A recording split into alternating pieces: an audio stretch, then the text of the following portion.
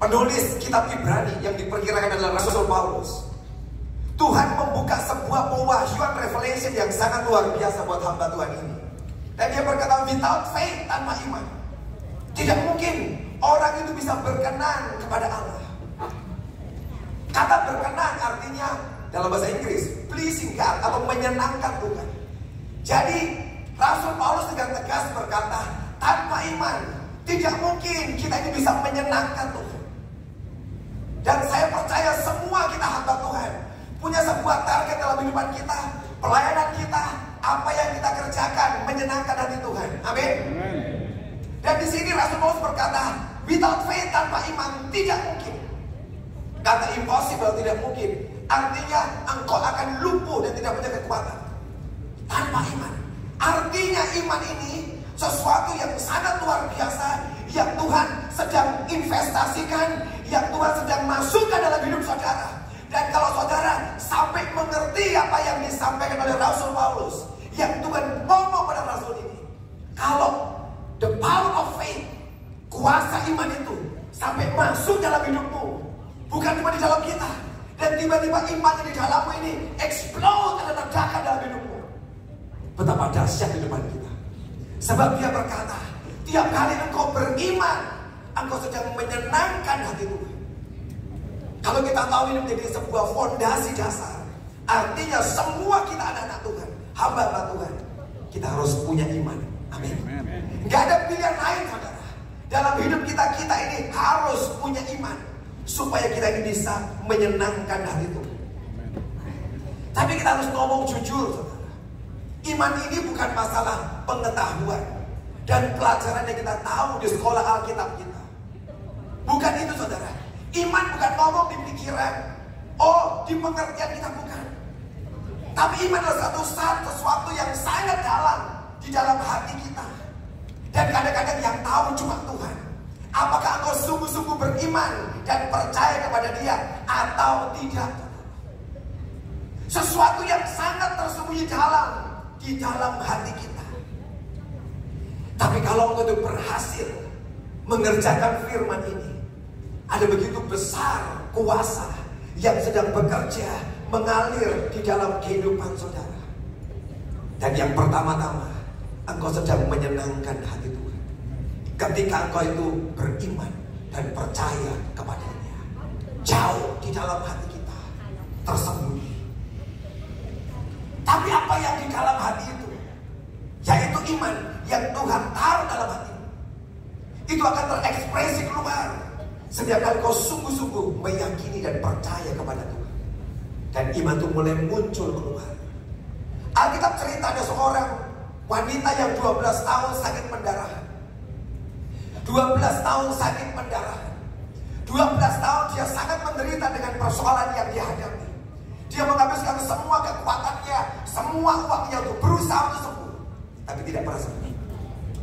Sampai satu kali tiba-tiba ada satu firman yang menembus hati wanita yang sakit 12 tahun pendarahan itu. Tiba-tiba muncul satu kata dalam hatinya, asal ku jamah saja jubahnya, aku akan sembuh. Asal ku jamah saja jubahnya, aku akan sembuh. Dan tiba-tiba sepenggal kalimat itu yang masuk dalam hatinya, itu kalimat bukan cuma satu kali bergema, tapi saya percaya kalimat itu akan berhari-hari dan terus-menerus bergema. Asal ku jamah jubahnya, asal ku jamah jubahnya, aku akan sembuh. Dan tiba-tiba dari sebuah perkataan yang dia yakini di hatinya, meledak jadi sebuah tindakan. Dan hari itu dia berusaha mencari di mana ada Yesus, sebab dia percaya kalau aku ketemu dengan orang ini dan aku pegang jubahnya, aku pasti sembuh. Saya percaya sejak hari itu dia akan cari Tuhan, dia kejar Tuhan, supaya dia bisa ketemu pribadi itu. Dan satu kali di kotanya Yesus datang, dan dia mendengar kabar itu, dan dia dengan sekuat tenaga terakhir yang dia punya, sebab dia sangat lemah. 12 tahun sakit pendarahan, tubuhnya sangat lemah. Tapi tahukah saudara, di dalam hati wanita itu Ada sebuah kekuatan yang makin kuat, makin kuat, makin kuat. Amin. Tubuhnya memang lemah. Dia mungkin merangkak setengah mati menjumpai Yesus. Tapi di dalam wanita itu ada faith, ada iman yang begitu kuat pada hari itu, yang memberikan dorongan pada dia untuk kejar dan cari Yesus. Dan ketika dia ketemu dengan pribadi itu, dia desak semua orang-orang yang mengerumuni Yesus. Dia mendesak masuk. Cuma satu targetnya, kalau aku jabah jubahnya, aku pasti sembuh. Dan firman itu, iman itu makin kuat. Dan ketika dia sentuh Tuhan Yesus, jubah itu ada power kekuatan yang mengalir masuk dalam hidup wanita itu. Dan Alkitab berkata, seketika itu juga sembuhlah dia dari penyakitnya. Amin. Hari ini saudara, hari ini saya tahu Tuhan di tengah-tengah kita. Amin. Saya percaya hari ini di tengah-tengah kita. Amin. Karena dia mencintai semua kita. Kalau hari ini ada hamba-hamba Tuhan yang berkata, Tuhan, aku bertahun-tahun dalam keadaan yang sangat letih, aku bertahun-tahun lelah hidupku, bertahun-tahun aku capek dalam pelayanan. Tapi kalau hari ini kau berkata, hari ini kalau aku jamah Yesus di tengah-tengah ini, aku jamah ketemu dia, aku sentuh dia, aku percaya seketika itu juga hidupku dan pelayananku akan diubah oleh Tuhan.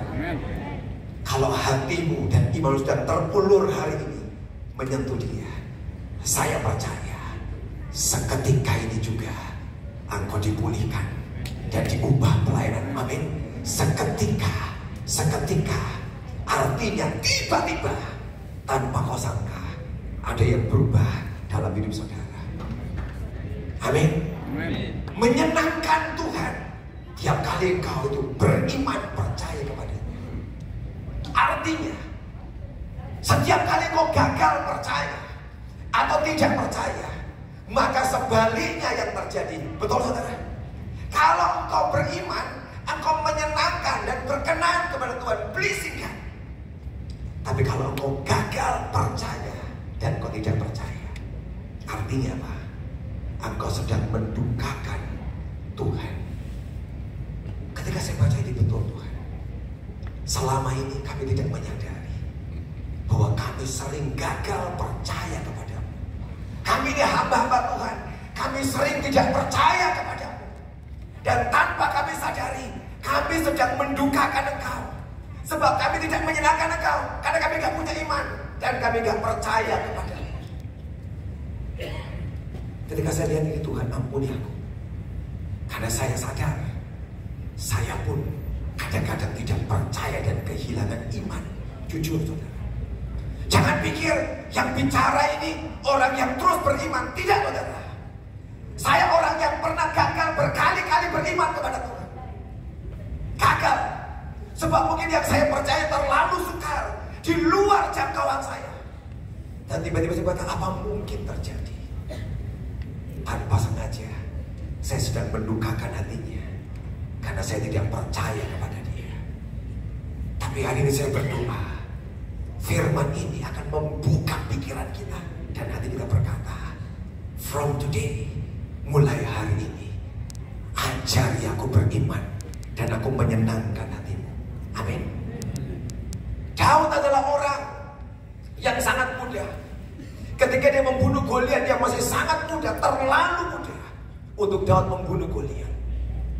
Tapi hari itu ada ribuan, mungkin puluhan ribu tentara Israel yang di dalam peperangan, yang mereka tahu tentara Israel, dan Raja Saul tahu bahwa Allah Israel, Allah yang pernah membelah Laut Merah, yang pernah membelah Laut Teberau, Tuhan yang sama yang pernah membelah sungai Yordan, Tuhan yang sama yang pernah menurunkan mana secara puluhan tahun, 20 tahun lebih, Tuhan yang sama yang pernah membuat gunung batu mengeluarkan air, Tuhan yang sama memberikan daging pada mereka, Tuhan membuat mujizat, dan masih begitu banyak kisah mujizat yang banyak sekali. Dan orang Israel, tentara Israel dan Saul tahu itu. Pengetahuan itu tidak menolong sama sekali hari itu ketika mereka di medan perang melawan Filistin dan ketemu dengan Goliat. Pengetahuan kita itu saudara kadang-kadang tidak cukup berarti dan menolong kita.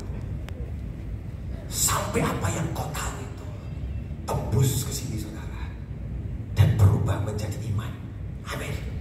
Itu yang membuat engkau menjadi hebat dan kuat. Tapi ada suatu anak muda yang mungkin tidak terlalu tahu, masih sangat muda, yaitu Daud, yang datang ke medan peperangan dan dia lihat ada musuh yang sangat besar namanya Goliat, yang gak masuk akal untuk ditumbangkan yang mungkin. Tapi orang itu berkata, aku percaya aku akan bisa menumbangkan orang itu. Aku bisa menumbangkan orang itu. Aku percaya aku bisa. Dan dialah cuma satu-satunya orang yang maju berani menghadapi Goliat. Sementara semua orang-orang hebat yang tahu tentang Tuhan mundur ke belakang.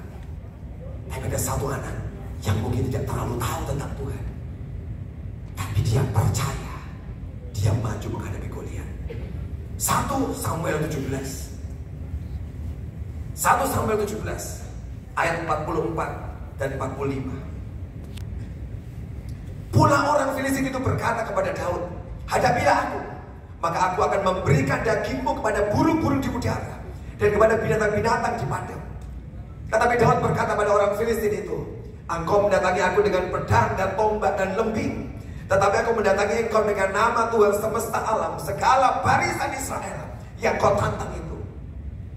Hari ini dia menghadapi musuh yang sangat besar dan sangat kuat, dengan semua perlengkapan yang hebat, dan tidak mungkin dimatikan, dibunuh orang ini. Sebab Goliat adalah mesin pembunuh yang selalu perang kemana-mana dan dia menang. Dan hari ini Daud tahu, kalau bukan Tuhan, gilirannya Daud pun akan mati di tangan orang itu, saudara. Tapi ketika dia menghadapi Goliat, dan Goliat mengancam dia, aku akan memberikan dagingmu kepada burung-burung di udara. Sebuah ancaman yang mengerikan untuk Daud hari itu. Tapi Daud dengan begitu confident siap berkata, engkau datangi aku dengan pedang, tombak dan lembing, tapi aku datangi engkau dengan nama Tuhan semesta alam, Jehovah Sebaot. Dengan Jehovah Sebaot, Daud tiba-tiba dapat sebuah revelation di tengah keadaan yang terdesak. Tiba-tiba dia tahu Tuhan yang menyertai dia ada bersama dengan dia. Dan itulah Jehovah Sebaot. Karena Sebaot artinya dia adalah tentara, panglima tentara, pemimpin dari tentara. Yang sedang mendampingi aku adalah pemimpin dari segala tentara bersama dengan aku. Tapi juga berarti Tuhan semesta alam berdiri bersama dengan aku. Dan kalau raksasa ini, yang adalah mesin pembunuh yang tidak mungkin dikalahkan, kalau pemimpin semua tentara bersama dengan aku, akan sangat mudah ditumbangkan. Akan sangat mudah ditumbangkan. Satu perkataan ini masuk dalam hatinya, Jehovah Sebaot bersama aku, kepala dari semua tentara bersama dengan aku. Dan saya tahu his faith, imannya tiba-tiba bangkit dan menjadi kuat, dan semua ketakutannya hilang dan minggir. Dan dia berkata, sebentar lagi dia akan tumbang, sebentar lagi akan tumbang, sebentar lagi akan tumbang raksasa ini. Amin. Kalau hari ini satu firman perkataan Tuhan sedang masuk dalam hidupmu, amin. Hanya perlu satu kata, hanya perlu satu kata, hanya perlu satu kata dari Tuhan yang hari ini masuk dalam hati para hamba-hamba Tuhan, dan tiba-tiba itu iman muncul di sini. Semua Goliat yang dalam hidupmu akan kau tumbangkan hari ini, amin. Semua persoalan besar dalam hidup akan tumbang.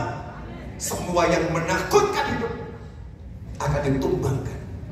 Sebab satu perkataan, Jehovah Sebaot ada bersama dengan aku. Jehovah Sebaot ada bersama dengan aku. Dan ini membuat Daud tetap berdiri dengan kuat, karena dia tahu ada Tuhan yang menyertai dia. Dan endingnya raksasa itu tumbang. Endingnya raksasa itu tumbang. Kita kembali ke Ibrani 11 ayat yang ke-6. Ibrani 11 ayat yang ke-6. Tanpa iman tidak mungkin orang berkenan kepada Allah. Sebab barang siapa berpaling kepada Allah, ia harus percaya bahwa Allah ada. Orang-orang yang beriman adalah orang yang percaya bahwa Allah itu ada. Saudara percaya Allah itu ada? Saudara pengetahuan kita, saudara. Tapi belum tentu sungguh-sungguh kau percaya bahwa Allah itu ada kok. Sebab ini bukan sekedar pengetahuan, tapi ini adalah sebuah pengalaman. Sebuah pengalaman. Apakah sungguh dia ada? Atau kau sedang ragu hari ini bahwa dia ada? Kita tahu memang dia ada. Waktu sedang melewati tantangan persoalan, masalah yang besar. Jujur saudara, saya juga jujur. Kadang-kadang engkau tidak tahu dan engkau lupa bahwa Allah ada. Sebab engkau takut dan engkau khawatir dan engkau sangat gentar. Ketika kau sedang perlu duit, perlu uang, engkau tahu untuk buat KKR, membangun sesuatu, dan engkau tahu tidak ada uang. Apakah kau tahu Allah ada?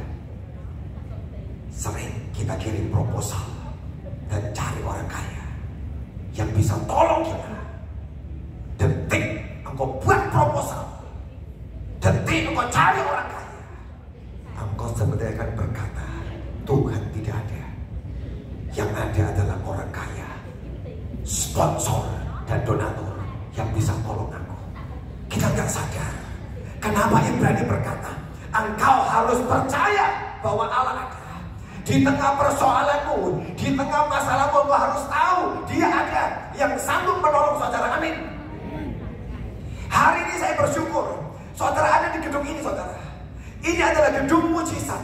Ini adalah gedung mujizat. Kami dulu gak punya apa-apa. Kami di gereja yang miskin gak punya apa-apa, saudara.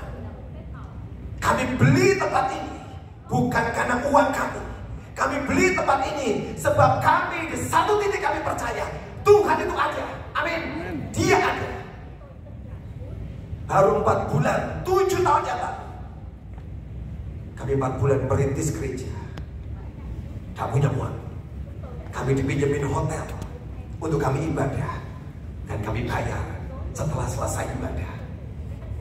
Ada kolektor persembahan, kumpulin, bayar sewaan kursi, bayar sewaan LED, bayar semua keperluan. Sisa baru kami kasih yang punya hotel. Yang punya hotel baik berkata, kalau sampai gak ada uang, kau usah bayar, Pak. Saya tahu kamu sedang susah. 4 bulan, hampir 4 bulan kami kerjakan. Sampai satu kali ada firman datang berkata, sebelum Desember tahun ini 2016, aku akan berikan sebuah gereja. Kami Tuhan akan beri sebuah gereja seperti keadaan sebesar telapak tangan awan yang kelihatan. Sama sekali gak ada. Gak ada mujizat, gak ada apa-apa. Sebab keuangan masih berat. 4 bulan setelah kami merintis, firman datang, aku akan beri gereja. Saya ngomong sama yang punya hotel, Desember kami terakhir di tempat ini. Saya ngapain ketemu sama yang punya? Desember kami terakhir. Tapi saya tahu tidak ada harapan buat kami. Pada siapa berharap? Engkau berkata, Tuhan, mana uangnya? Tidak ada. Tidak ada. Tapi buat Tuhan dia tidak urusan. Ada uang, tidak ada uang. Yang dia cari adalah apakah kau percaya. Saya tunggu sampai 2 minggu sebelum Christmas dan tidak ada mujizat apa-apa. Uang tetap gak ada. Dan saya kembali ketemu dengan yang punya hotel, berkata, Pak, maaf, kalau tidak ada apa-apa, boleh gak kami lanjutin, kami sewa lagi di hotel ini. Dan dia berkata, kami dengan sukacita Pak Victor, pakai aja hotel kami, pakai gak apa-apa. Tapi dalam hari-hari itu dia buat mujizat. Ada orang datang ke rumah saya berkata, Pak, ada tempat bagus. Dan dia dengan tempat ini, saudara, 1, 2, 3, ada 3 gudang. Dibuka, ini gudang baru, belum dipakai. Saya lihat bagus ya Tuhan. Tapi kami tidak punya uang, Tuhan. Bagaimana caranya bisa dapat sesuatu tanpa uang? Bagaimana caranya? Oh, buat proposal, berikan, minta bantuan orang. Tapi hari itu kami sudah kirim proposal kepada Tuhan, Engkau yang berjanji memberikan tempat ini. Tapi kami tidak punya uang pada hari ini. Kami mau lihat bagaimana Engkau bekerja menolong kami memberikan tempat ini tanpa uang. Bagaimana caranya? Dan saya berikan kesempatan buat Tuhan, kerjalah Tuhan. Dan hari itu yang punya tempat ini berkata, ambil 3 gudang, ambil aja. Bagaimana bayarnya? Kami gak bisa bayar, terlalu mahal. Puluhan M tempat ini gak ada uangnya. Dan hari itu dia kirim kunci berkata, pakai saja.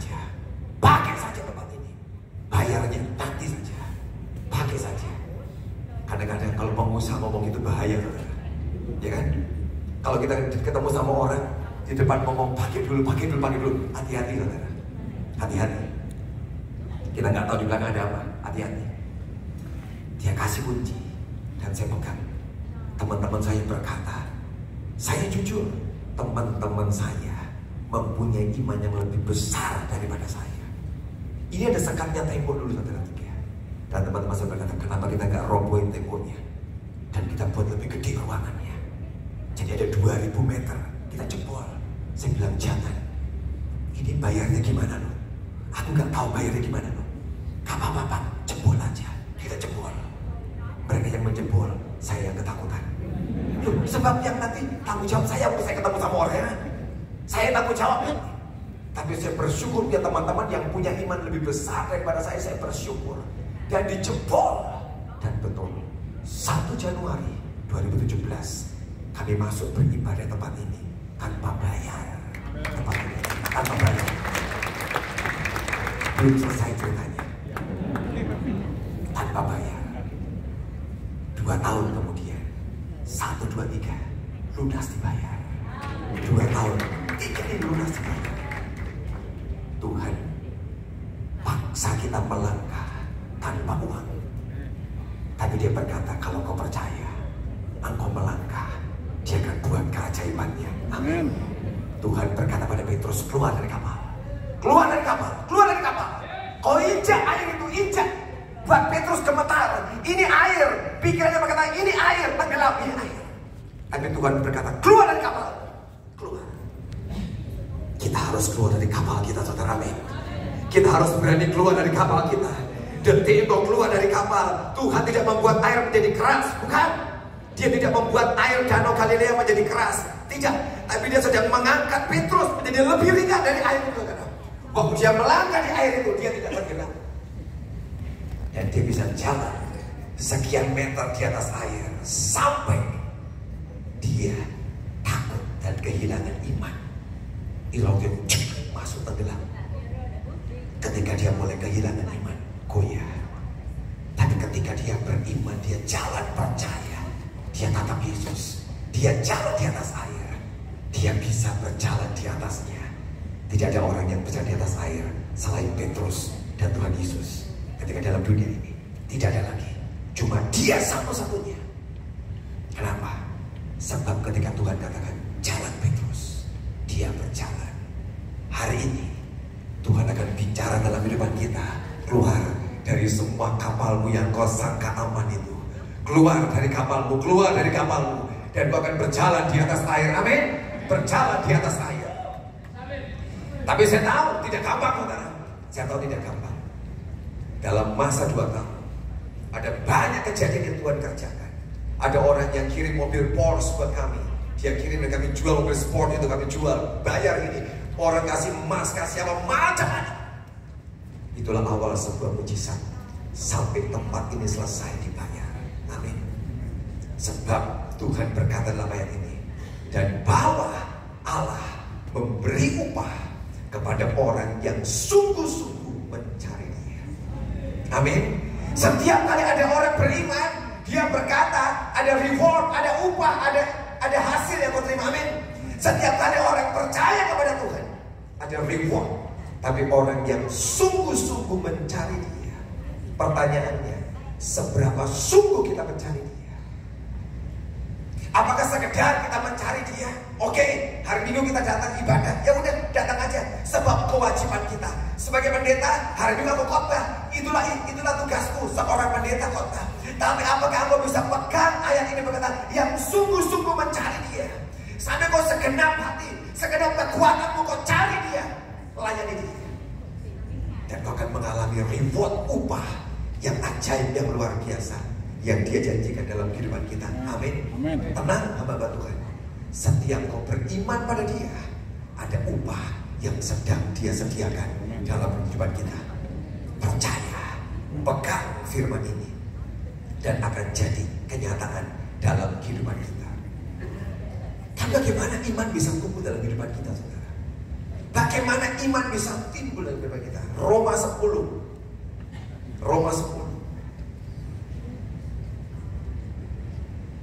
ayat 16 dan ayat ke-17. Roma 10, 16 dan 17. Tetapi tidak semua orang telah menerima kabar baik itu. Yesaya sendiri berkata, Tuhan, siapakah yang percaya kepada pemberitaan kami? Jadi iman timbul dari pendengaran, dan pendengaran oleh firman Kristus. Oh, iman itu bisa muncul ternyata saudara dari apa? Pendengaran. Tapi di atasnya Yesaya berkata, siapa yang percaya pada firman itu? Siapa yang percaya? Yesaya ngomong, kata Tuhan, aku tahu Tuhan bahwa nanti iman akan muncul dari firman yang kita dengar. Tapi siapa yang mau percaya dengan pemberitaan itu? Ada sebuah kalimat keraguan dari Yesaya. Siapa yang mau percaya? Saudara, Tuhan sedang cari hari-hari ini. Dia sedang mencari siapa yang mau percaya. Dia sedang mencari, amin. Biarkan hari ini mata Tuhan akan mengelilingi tempat ini, dan dia cari satu orang atau dua orang atau semua kita hari ini yang dia sedang mencari siapa yang mau percaya, amin. Dan dia yang mau percaya dengan pemberitaan dan firman. Firman yang kau dengar itu akan produce, menghasilkan iman. Dari firman timbul, seperti dalam kota ini saudara. Saya gambar ini firman. Seperti dari firman ini timbul keluar faith. Setiap firman yang kita dengar itu saudara, di dalam firman itu ada sebuah benih iman potensi yang sangat luar biasa. Waktu kau mendengar firman, dan firman tiba-tiba keluar satu kata dari firman itu, yang kita tahu itu kita khotbahkan sering, rema. Itu firman yang meloncat keluar dari apa yang kita baca dan kita dengar. Dan itu firman yang akan kuat menghasilkan iman. Dan apa yang kau percaya itu akan jadi kenyataan, amin. Apa yang kau percaya, setiap kali kau mendengar firman, bukan sekedar dengar saudara, sampai tiba-tiba ada satu penggal kata yang keluar meloncat dari kata-kata itu, dari firman itu. Ngomong di hatimu dengan kuat. Itulah benih iman. Dan itulah awal sebuah mujizat. Kalau tiba-tiba ada satu kata yang keluar dan meloncat keluar dari firman yang kau dengar, itu akan menghasilkan sebuah perkara yang besar, sebuah perkara yang luar biasa. Kenapa? Sebab firman itu tiba-tiba menciptakan iman dalam kehidupan kita. Itulah kenapa kita ini perlu baca firman banyak saudara. Perlu belajar baca firman banyak. Sebab kita gak pernah tahu, dari semua yang kita baca itu bisa muncul sebuah rema dalam kehidupan kita, yang di telinga kita akan terus ngomong. Dan tiba-tiba itu menciptakan sesuatu dalam hidup saudara, amin. Menciptakan sesuatu dalam hidup saudara. Iman itu luar biasa.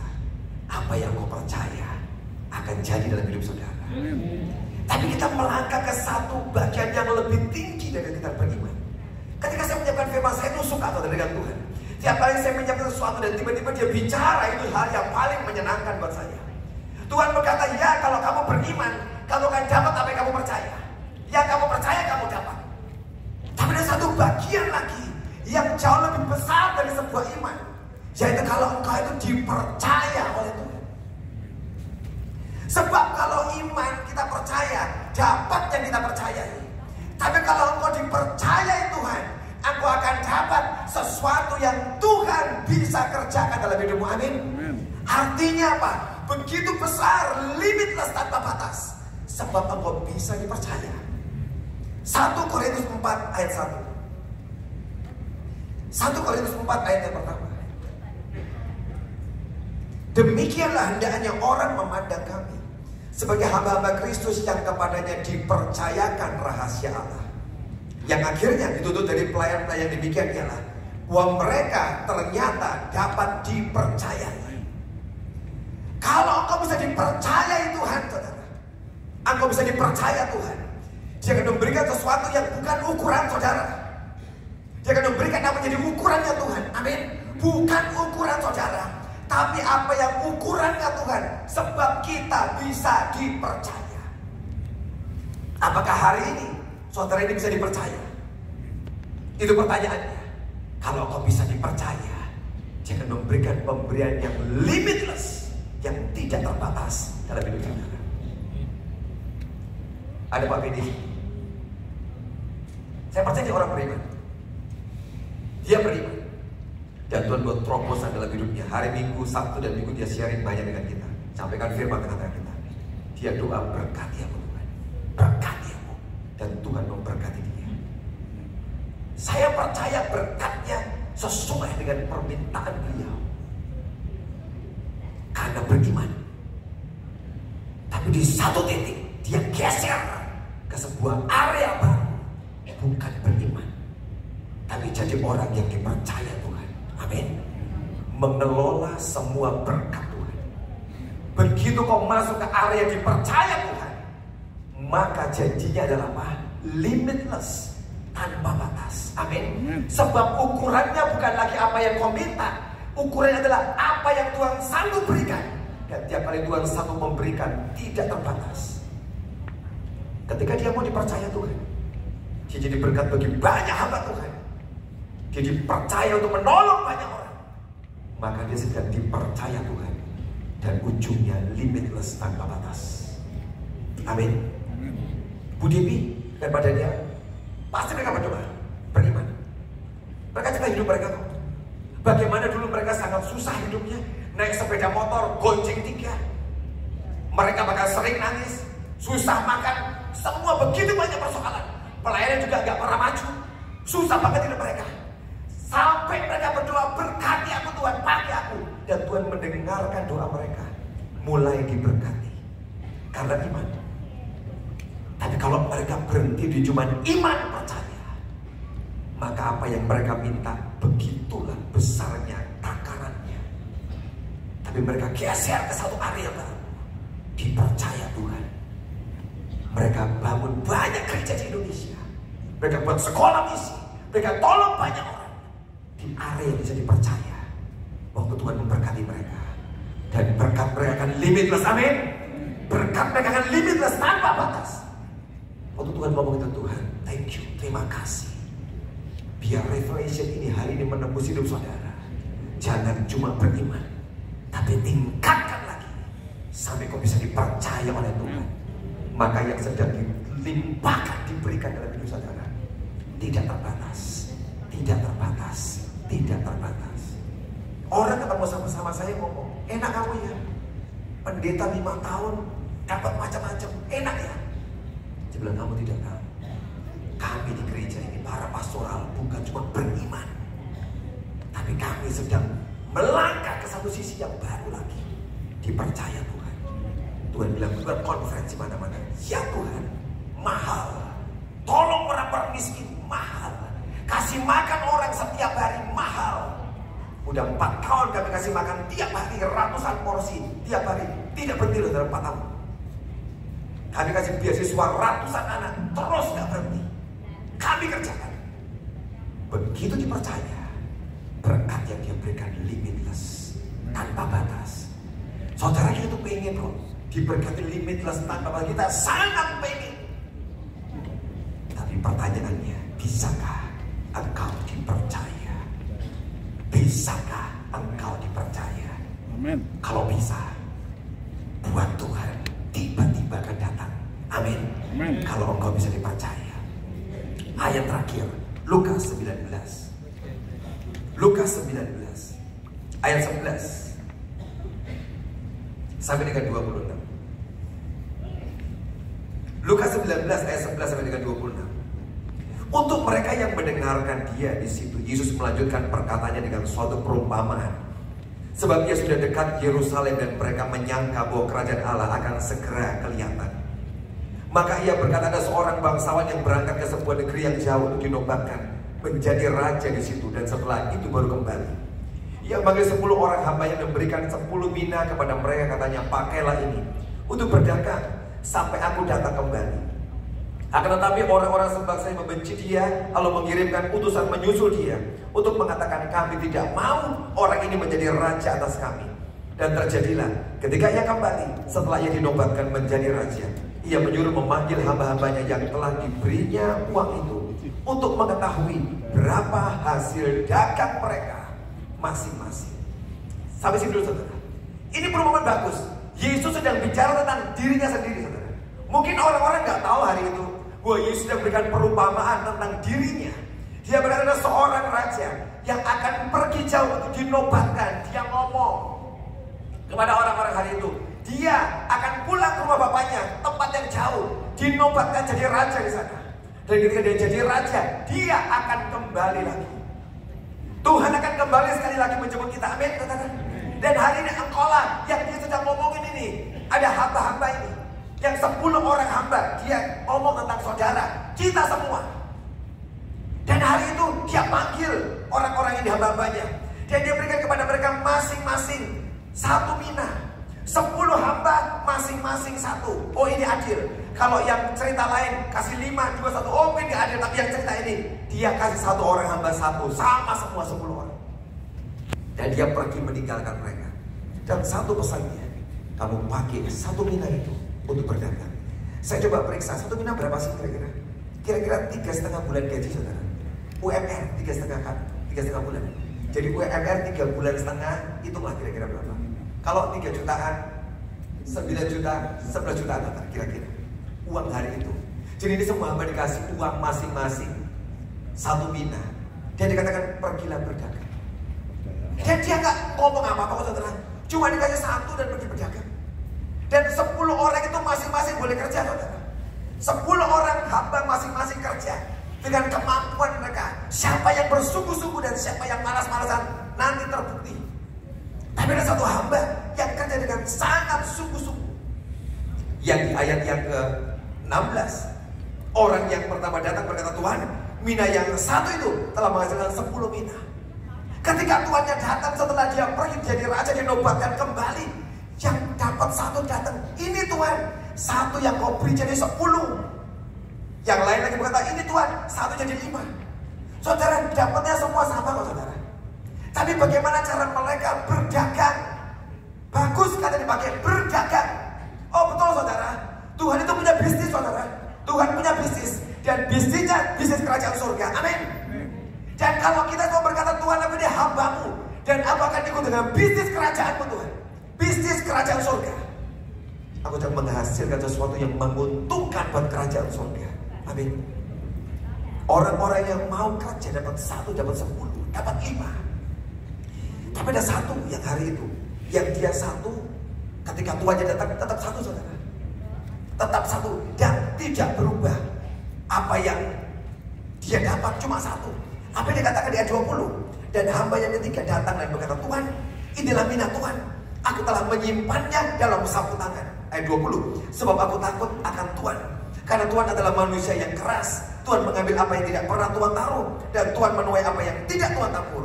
Katanya pada orang itu, hai hambaku yang jahat, aku akan menghakimi kau menurut perkataanmu sendiri.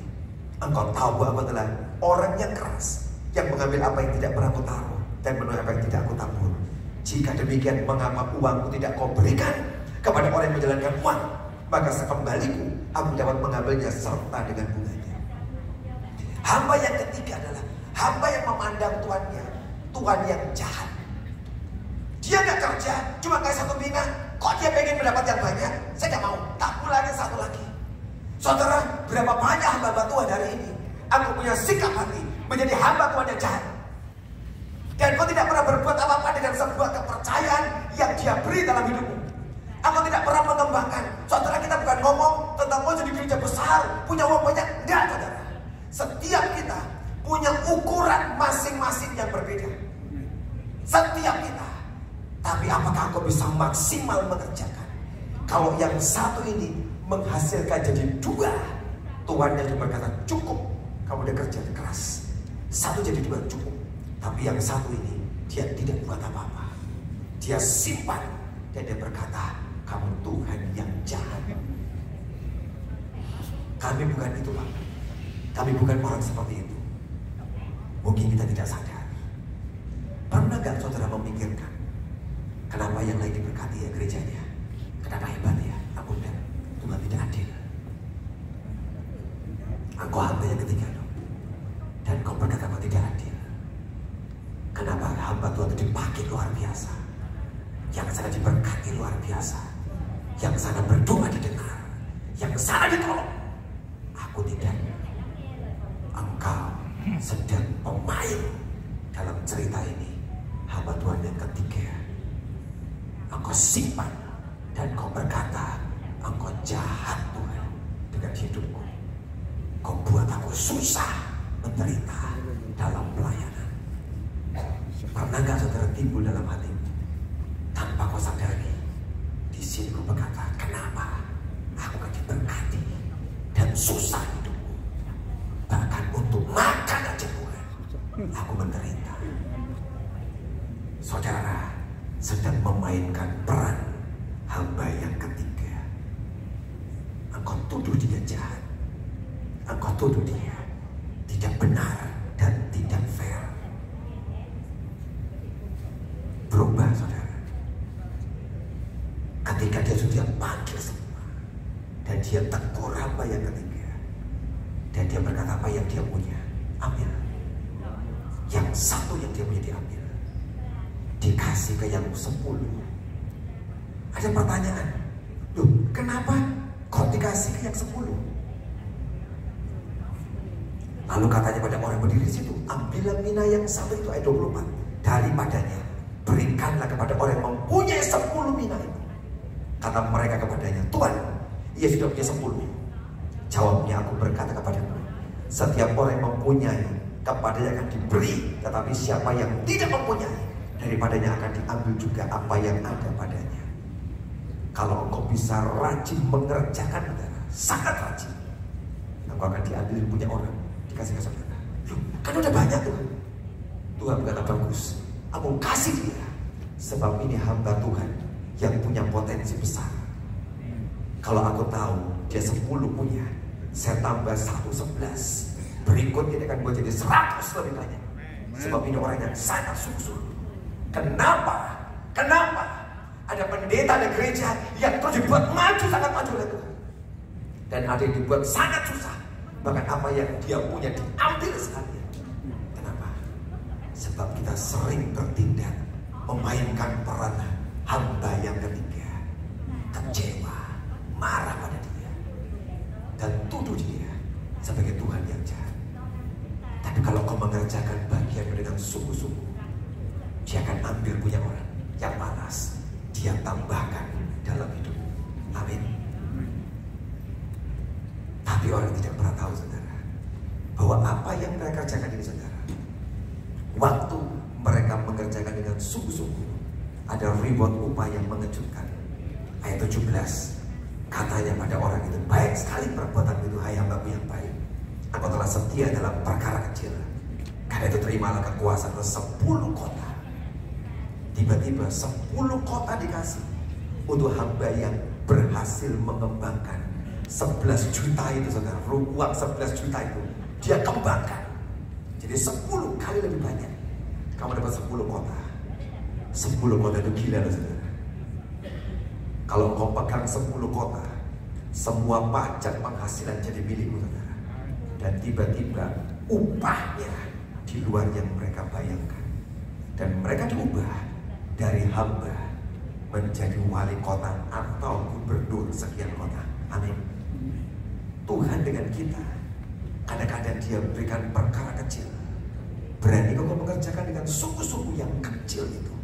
Karena dia berkata, barang siapa setia perkara kecil, aku akan memberikan dia perkara-perkara besar. Amin.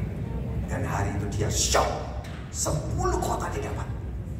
Yang dapat 5, karena kamu 5 kota buat kamu yang dia dapat. Dan orang yang paling menyesal adalah orang yang menguburkan 1 talenta itu, sebab dia tidak dapat apa-apa. Bahkan yang 1 diambil, diberikan kepada yang lain. Hari ini, saudara, mari kita mengerjakan bagian kita dengan sungguh-sungguh. Kerjakan bagian kita dengan sungguh-sungguh. Kalau kamu mengerjakan bagian, kerjakan dengan serius, dipercaya Tuhan, dia akan memberikan banyak hal dalam hidup. Amin. Perkataannya limitless, tanpa batas. Sebab ketika dipercaya, maka seperti yang dalam cerita ini, 10 kota diberikan, 5 kota diberikan. Hari ini Setiap kita punya calling masing-masing. Tidak usah pengen kayak orang lain, gak usah. Tapi yang penting adalah sangat sungguh-sungguh mengerjakan apa yang Tuhan percayakan. Dan saudara akan melihat ada sebuah reward, ada sebuah upah yang di luar nalar kita, yang diberikan dalam kehidupan kita. Abraham beriman pada Tuhan, betul? Dan dia dapat anak Ishak. Tapi ketika Abraham dipercaya Tuhan, dia dapat bukan Ishak. Tuhan berkata, aku akan jadi bapak bangsa-bangsa. Dari Ishak akan dilahirkan bangsa-bangsa. Ishak punya anak Yakub, dan Yakub jadi satu bangsa besar. Dan Abraham sendiri jadi bapak orang beriman. Amin. Kalau cuma percaya, cuma dapat Ishak. Waktu dia dipercaya Tuhan, dia melahirkan bangsa-bangsa. Yusuf, dia punya mimpi jadi raja. Kalau dia cuma percaya, dia jadi raja. Tapi ketika dia dipercaya Tuhan, dia menjadi raja di Mesir, Perdana Menteri Mesir. Dia menyelamatkan Mesir dari kelaparan, tapi dia juga menyelamatkan keluarganya. Dan dialah yang membuat bangsa itu menjadi satu bangsa di Goshen. Sebab dia dipercaya Tuhan. Hana, dia teriak minta anak, dapat Samuel karena imannya. Tapi detik dia dipercaya Tuhan, anaknya jadi hakim terbesar di Israel. Seperti raja loh hakim waktu itu. Dan dia mengurangi 2 orang raja. Saudara, bedanya tuh orang beriman dan orang yang dipercaya. Orang yang percaya dan orang yang dipercaya itu berbeda. Saya berdoa, jadilah hamba-hamba yang bisa dipercaya. Amin. Dan bagian kita limitless. Bagian kita tidak terbatas. Amin. Saya berdoa, aku percaya dalam nama Yesus. Mengubur dan kau tidak berbuat apa-apa. Jangan ada kekecewaan di sini pada Tuhan. Jangan. Kerjakan apa yang ada. Dan biar kota-kota sedang jadi warisan saudara. Amin. Tutup Alkitab saudara, kita berdiri.